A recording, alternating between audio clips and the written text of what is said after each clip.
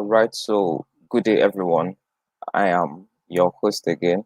I am Oluwafemi, and I am here to welcome you to another session of SP Talks. Today we have our guest speaker from Safety Africa. He'll be talking to us about the importance of health and safety in the oil and gas industry. And we all know as engineers that if it's not safe, we don't do it. So I'll be welcoming Oluwafemi ADELEKE, who is our guest speaker today, to speak to us about it. Hey, Good day, sir. It's nice. It's nice to be in your midst again. I was in the school, I think 3 years ago. Yeah, at the main hall. So it's nice being here back again. So it's like being home now. At least coming to a alma mater of my friends. So see the another great Ife is a counterfeit. I hear the song a lot, so it's nice to be here again. Well done. Thank you. Well, pleased to have you, sir. Thank you.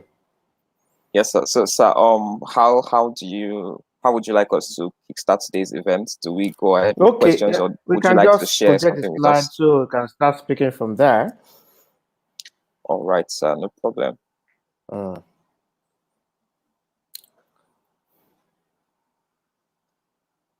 Okay, so can it be full screen? Yes, sir, you can. Okay, give me a moment. All right, sir. Good. So can you play it? Keep play. Okay. Okay. That will be from your end, sir. Oh, okay, no problem. We'll see how it goes. We'll be talking about the relevance of health and safety to us as engineers. So why is safety or health and safety important? Why is it that important? To start with, I would like to talk about the history of the Society of Petroleum Engineers, which is a platform that's allowing us to come together to learn and improve our skill network. First of all, it was founded in October 6, 1957. It's a not-for-profit professional organization, and all over the world, our members are over 156,000, and they're made up of engineers, scientists, managers, educators, and people from diverse sectors. So you have people in the finance sector, you have people in security. These days, everybody can be a member of SP. So it's not just streamlined to just engineers. The student membership is above 70,000, and SP is around is in over 144 countries. As you can see from the snipe from the sp.org website, you see your story will be our story. According to Baado Majafiaza, SP is like the soul to the body of petroleum engineering. Meredith said, SP keeps me current on emerging ideas and techniques. So that's one of the benefits of being an SP member. So what's the mission of SP? Is to collect, disseminate, and exchange technical knowledge. So you know it. You have practical experience. You have hands-on experience. You share it with me. Getting experience, getting skills can be very tricky. Can be very hard to get. Even people might not want to share the information. Okay. Sorry to cut you, sir. Your screen is dark. I want to know if okay, it is back. Can you see me now? Yes, sir. Yes, sir. It's back. Okay. So I mean, you have the knowledge. I have the knowledge, or you have the knowledge, and I don't. SP gives us that platform where I can come and tell you, oh, this is what I understand about all this thing. This is how you can solve this problem. This is how you can get the edge. So I said the mission is to collect, disseminate, and exchange technical knowledge concerning the exploration and development and production of oil and gas. And the goal is to benefit the public and to provide opportunities for professionals to enhance their professional and technical skills, competence. So SP hosts events annually, globally, and you can see they have the technical library, which is one petro. We have over 200,000 technical papers. They have offices in Dallas, Houston, Calgary, London, in Nigeria. So I think that's part of the SP. So a brief of myself. Who am I? Who I am? My experience. So my profile. So my name is Oluwafemi ADELEKE.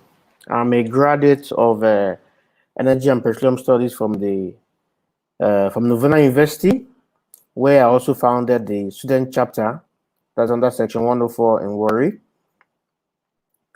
I also graduated from the University of Manchester, where I studied petroleum geoscience.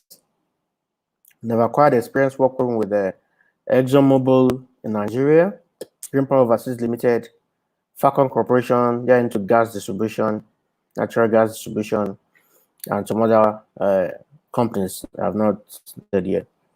I've consulted for organizations and still consult while working with Southern Africa in oil and gas, renewable energy, event industry, government, health, religious bodies, and even schools. And currently, I am a managing partner with Safety Smart Africa. So, back to the course of being here today. We're talking about the relevance of health and safety skill to a petroleum engineer. So, why is it important? According to Wikipedia, petroleum engineering is a field of engineering that's concerned with the activities that has to do with hydrocarbon, which can either be crude oil or natural gas. Exploration and production are deemed to fall within the upstream of the oil and gas. So as petroleum engineers, we try to get hydrocarbon, or should I use the term petroleum, rock oil, from within the earth. So the geoscientists, which I am, map the subsurface and tell you, oh, this is where we have our very good stop. The volume here is commercially viable. Let's drill and bring this to surface. So engineers help to bring the hydrocarbon to surface.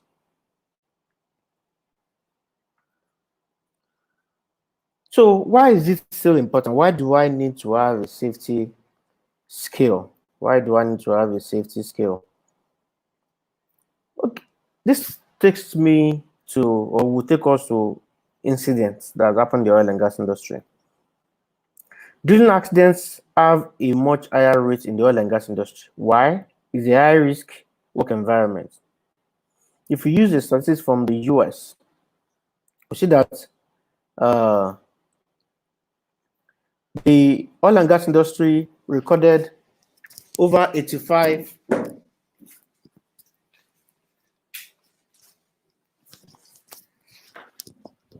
the oil and gas industry recorded over 85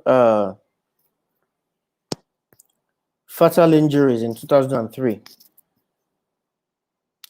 95 fatal injuries in 2004, and 98 fatal injuries in 2005. And if you see the statistics that we have here, the injuries, or what we call fatal injuries here, which means that the injuries are very deadly, affects, okay.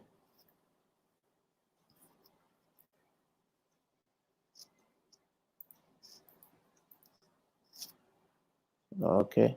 Can you see my scan? Is the screen brighter now? Hello? Oh, yes. That comment, that private comment was for earlier, sir. So it's better now, we can see. Okay, good. So we have injuries that are fatal. These injuries cause a lot of damage.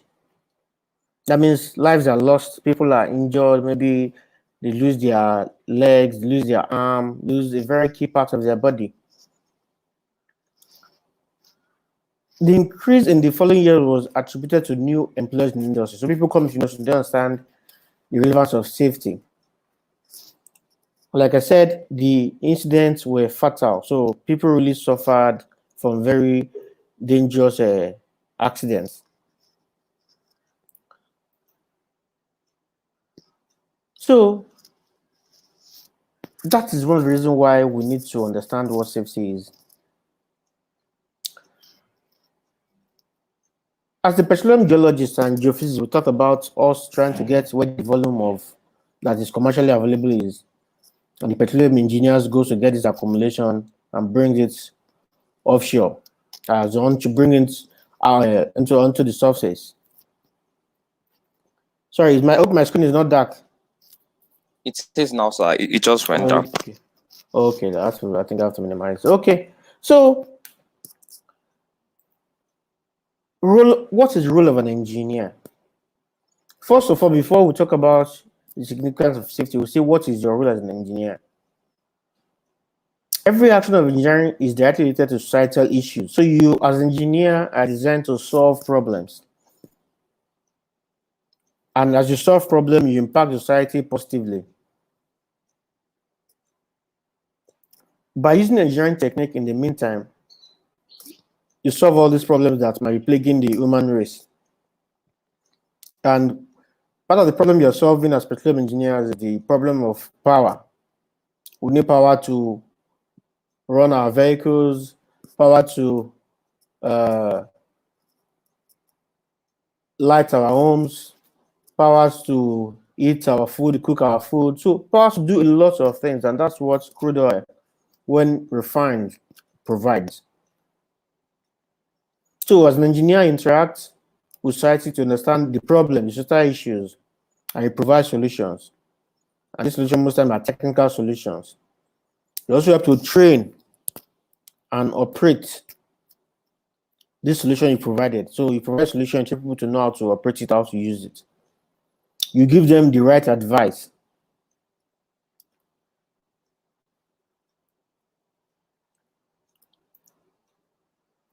So how do you now change society with all this? You have to lower the cost of construction work. You help to maintain safety of workers on site and also maintain your own safety as an engineer. You have to increase productivity and you help to maintain the quality of work. So petroleum engineers develop technologies and processes to locate, extract, refine, and transport crude from underground and underwater reservoirs. This is very technical, and you have to have mastery of a lot of things: mathematics, geophysics, be familiar with the industry, and like I said, understand the environment too. So a mixture of a lot of things. In this role, your goal is to also focus on ensuring there's a balancing of efficiency, profitability, and long-term sustainability.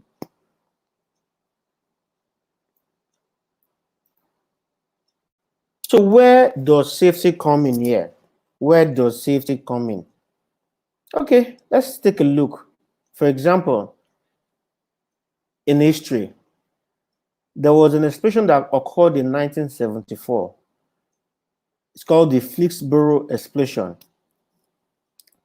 At about 4:53 p.m. on Saturday, 1st of June, 1974, the Flixborough works of Nipro UK Limited was virtually demolished by an explosion of war-like dimension. You know what that means? That means the explosion was so loud that it sounded like there was a war about to happen or just starting.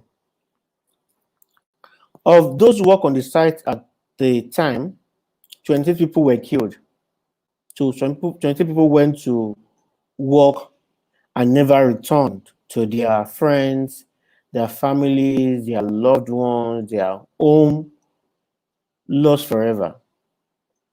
And to see people suffer injuries, that means they are in agonizing pain. They are in a shape that maybe is irreversible. They are not just happy with how they look and how they feel. The story said that if the explosion has occurred on a usual day, many more people have been on that site and this number will have been greater.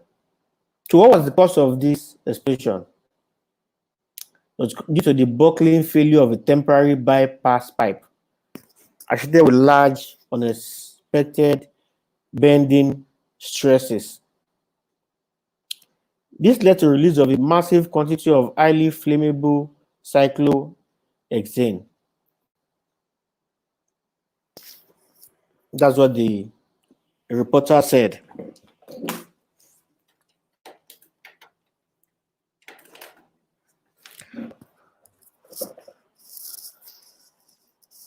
So, as you can see from the report, people died. It's like you leave your house early in the morning, your plan is, oh, you'll be back by short time. But sadly, you didn't make it. This is what happened. And it was said to be due to buckling failure of a temporary bypass pipe. The inquiry stated that at the time of installation, none of the senior personnel of the company who were chemical engineers were capable of recognizing the existence of what is in essence a simple engineering problem, let alone solve it. So there are two important lessons to be learned here. That the training of engineers should be more broadly based to understand the safety implication of everything you do when you're designing, when you're doing your calculations, when you are going to the field, before you go to the field and you're planning for the project, while you are working on the field, understand the safety implication of every step you take. So all engineers must learn the elements of other branches of engineering that they are than just their own. So just say chemical engineer may, petroleum engineer may this. You have to understand other aspect, understand safety, because it's key, and the practical aspect.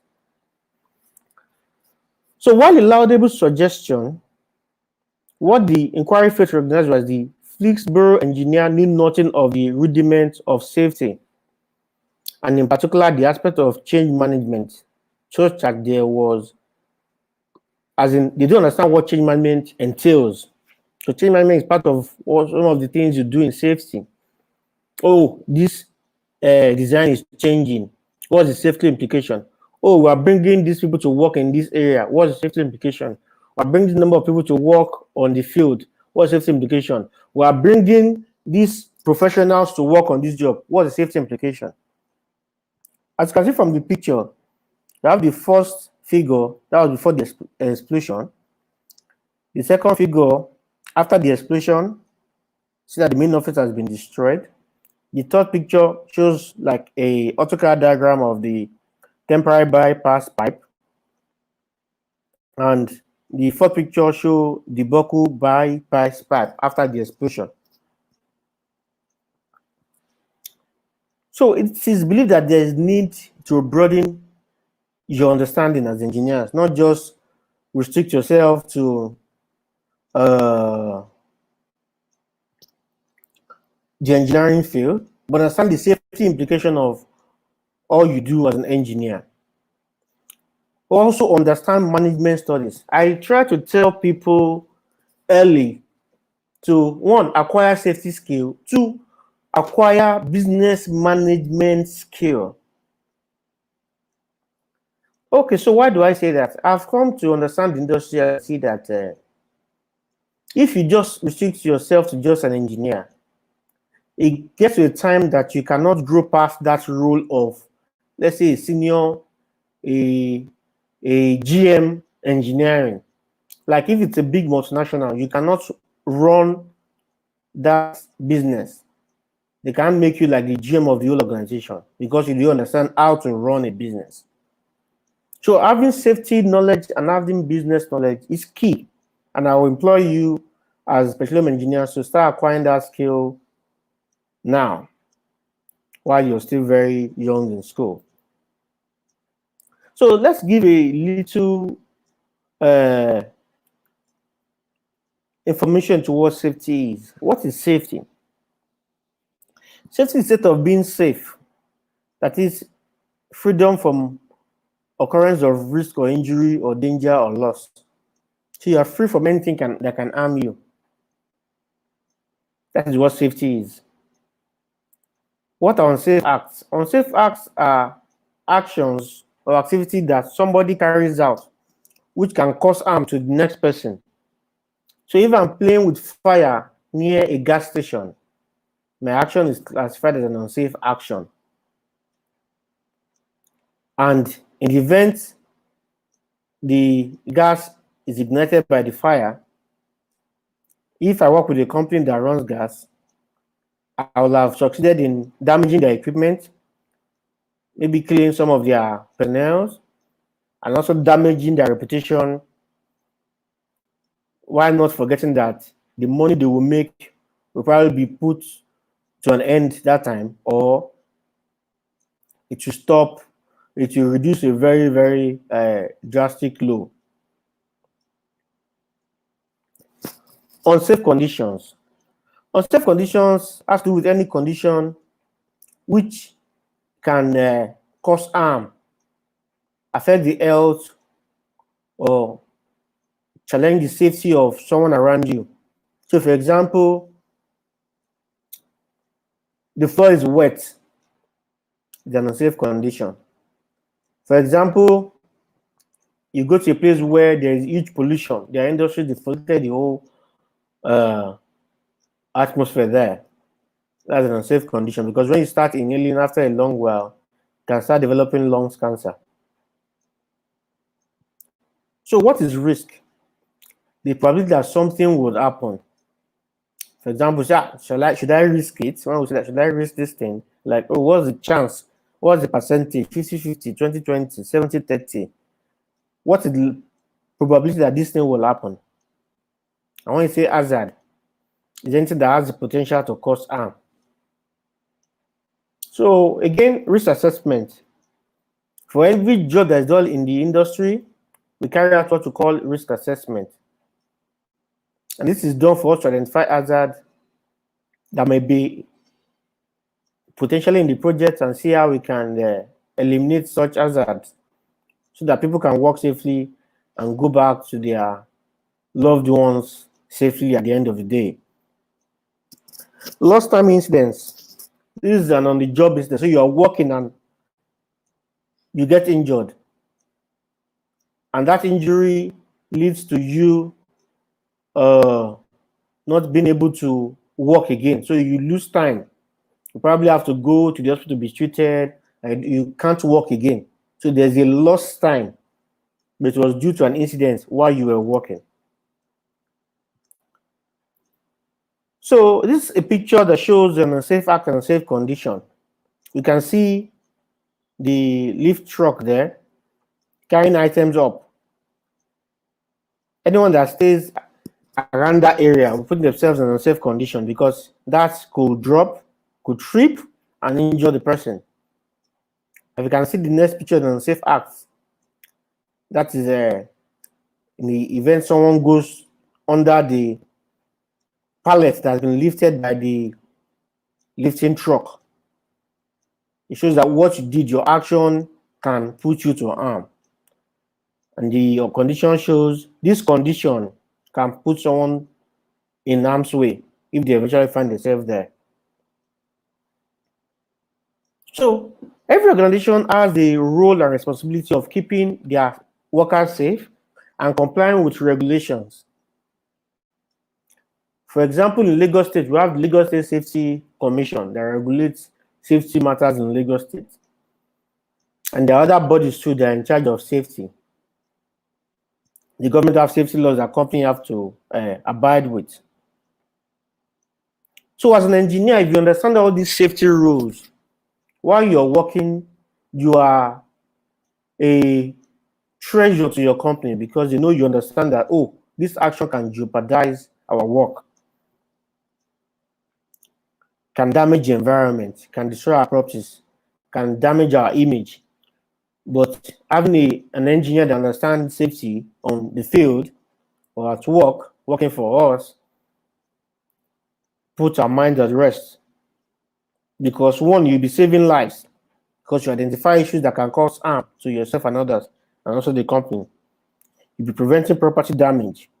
You'll be protecting the image of the company. You'll get work done safely and even productively.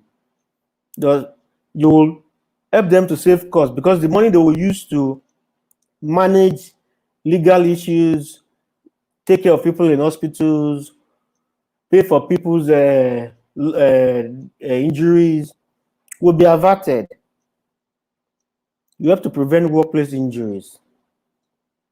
Also, another thing is being an engineer that understand what safety is, have a safety certification, understand the value of safety, gives you an edge amongst your peers.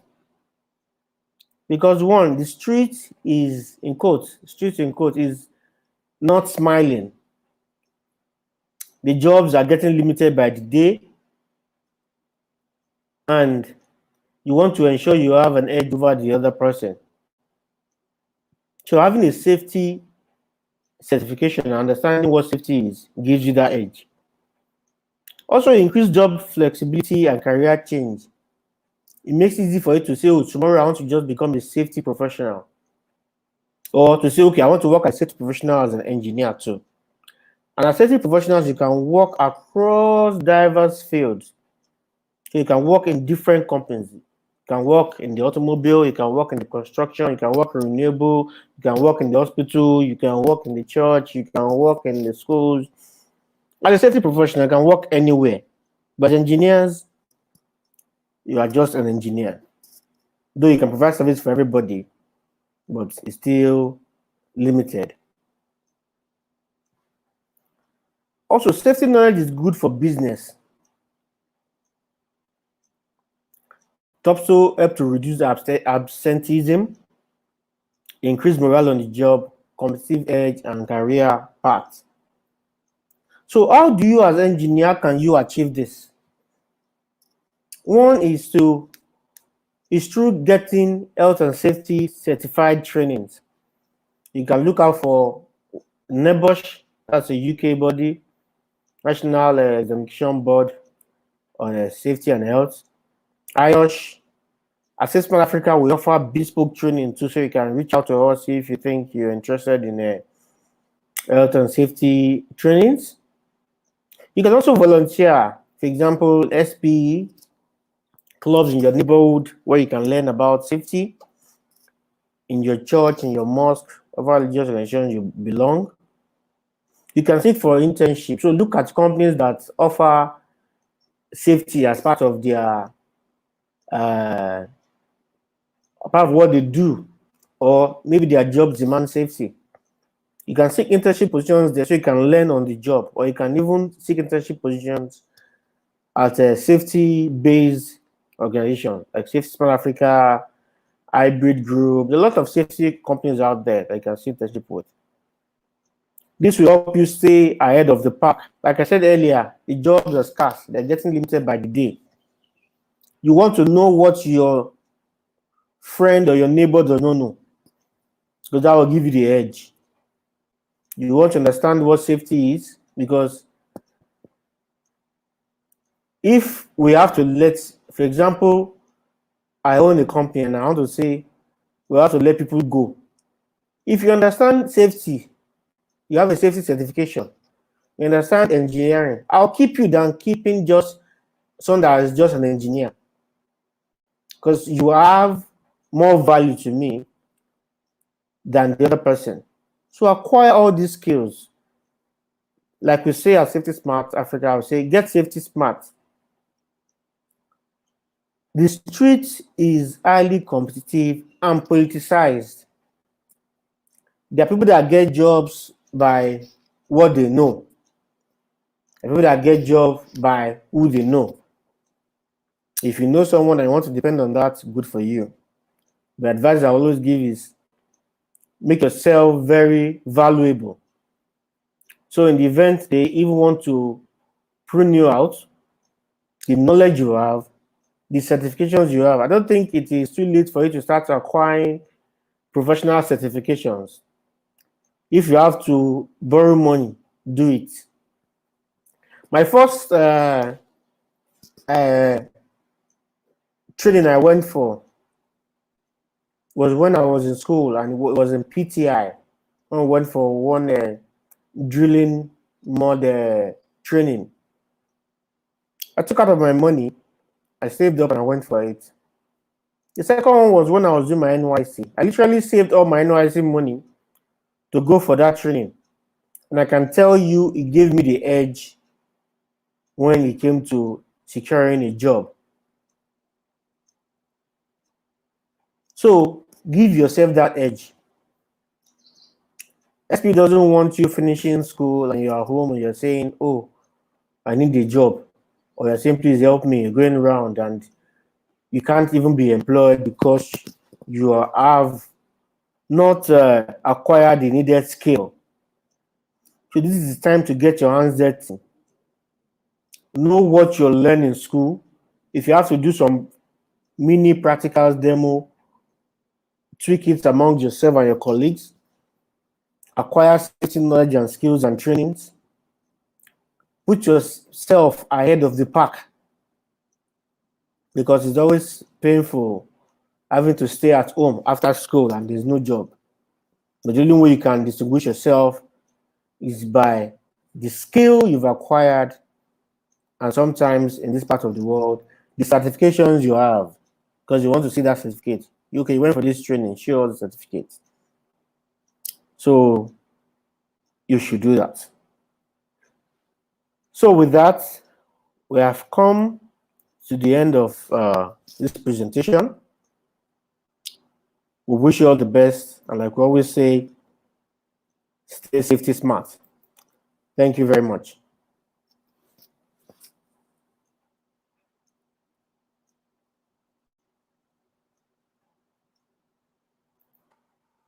Thank you very much, sir. Well, I guess as we all know, as student engineers, we are aware that if it's not safe, then don't do it. Don't do it. Yes, sir. We have questions and we would like Okay. to ask. All right, sir. So I'll start.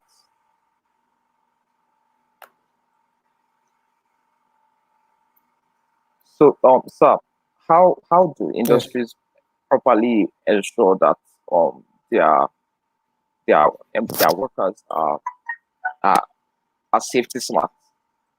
Let me use the word. Okay. How do yes, sir. Okay. Good. So what industries do is, once you are employed,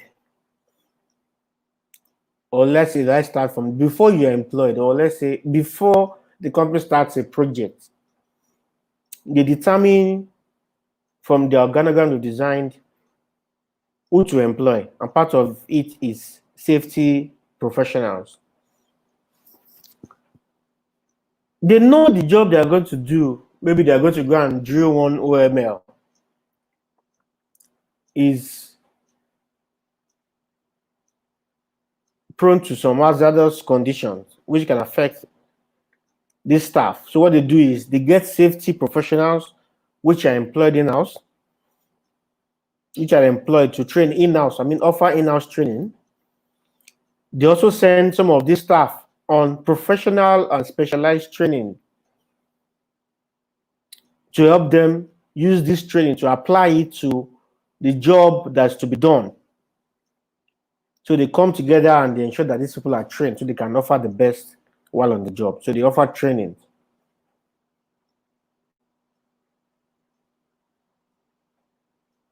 All right. So this is my network.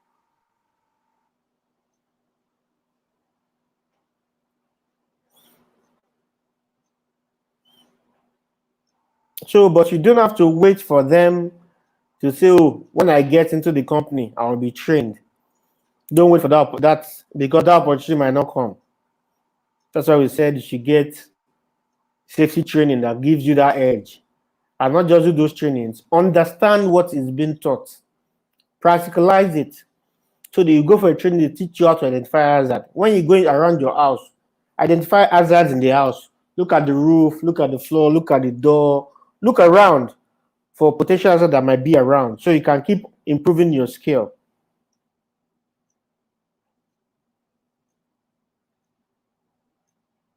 Sir, there is a question here. It says Okay. how can we or how can one volunteer with Safety Smart Africa as a student? Well, if you want to volunteer, you can send us a mail at hello@safetysmart.com.ng. I mean hello@safetysmart.com.ng, or consult@safetysmartafrica.com. They can reach you, at least for the information I can probably send to you later after the class. So because we're looking for volunteers too. We run a kids and teens club on a weekly basis, but now we're moving to like bi-monthly, where we teach kids and teenagers on health and safety. So if you want to volunteer, when you're looking for volunteer for that platform, and all you do is to teach the kids about various health and safety topics, and we provide you the training to do that. And from that, you can start acquiring skills and also even experience that you can add to your CV.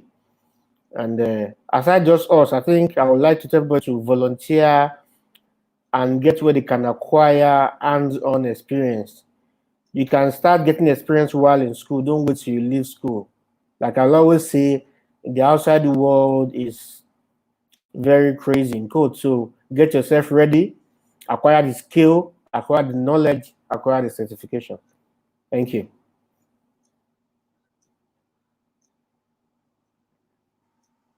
All right, thank you very much, sir. So if we want decides to volunteer with Safety Smart Africa, can it be done remotely or it has to be on site? Are there hubs close Okay. to So for the universities to kids help club, students? yes, for the kids club and some other things you can do remotely. We can also assign you for some presentations to one or two of our clients, so you can probably do the presentation. It's basically remotely. It's still a COVID-19 era. A lot of companies are still working from home, and we too are trying to stay safe. So it's remotely for now. Just reach out to us. We can at least get you trained for whatever we need you for, and get you to practicalize and do that remotely. All right, sir. Thank you very much, sir. We also want You're to ask welcome. that what is the price range for a standard HSC training? Well, I think it's not really about pricing. However, if you're looking for internationally accredited trainings, you can be looking at the range of, I mean, one I would readily recommend, maybe from like 100,000 naira and above. Like you have the NEBOSH International General Certificate, which is highly uh, treasured by companies, accepted by companies, globally accepted. The price is around 275,000 naira. But basically, I think at this stage, you should draw more on the course content. Like we are running a course now that should take place in a couple of weeks. I think by end of April. It's going for $80. That's around 36,000 naira. But if any of students is interested, you can reach out to me, maybe through your president. We can give you a very subsidized cost. Basically, I think what you should look at now is if you don't have all the money, because students, I know students want to at least live and also survive, and sometimes the pay from the house is small. You should look at the content of what the course is going to carry. So reach out to a professional. This is this course. I've made inquiry. This is the content of their course. Do you think it's rich enough or is valuable enough for me? Because sometimes it's not really about the cost. It's about what you stand to gain. It's like, for example, you are students of OAU. Your school fees is not as expensive at some schools, but you guys will come and pride yourself that all that schools are counterfeit. You just want great if that you know. So it's a function of the quality of what is being given, of the education that you get in school. And I have friends that went to AU, and I can beat my chest to say they're world class. That's even after studying abroad. I can still say, oh, this school is giving the best. And I've met a lot of your graduates to top management level, and I think they are doing well. So it's a function of how rich the content is. So looking at from 25, 35, 40, to 100 range. I think it's still okay for you guys now. But if you want to stay very ahead, can go for the 275, 300,000 watts, like the neighbors, like I said earlier. All right, thank you very much, sir. So I was going to ask if Safety Smart offers subsidized training for students, but you've mentioned that already, and we'll definitely reach out to you, sir, to offer our students and our members, opportunities like this, and we'll be very interested to work with you, sir. Okay. Yes, sir. So with the absence of no other question from our members watching, we want to say thank you for today's lecture. We really appreciate it, and we'll You're definitely welcome. yes, sir, we'll definitely put all these things you have mentioned to good use, and we'll definitely improve ourselves, especially as SP, as a society. It's one of our goals to improve technical knowledge and the standard of our students. Thank you very much, sir. You're welcome. Thank you for having Yes, me. sir. Yes, sir. So I guess with that being said, that brings us to the end of today's session. We appreciate you once again for joining us. Have a good day, sir. You too. Bye-bye. Yes, sir.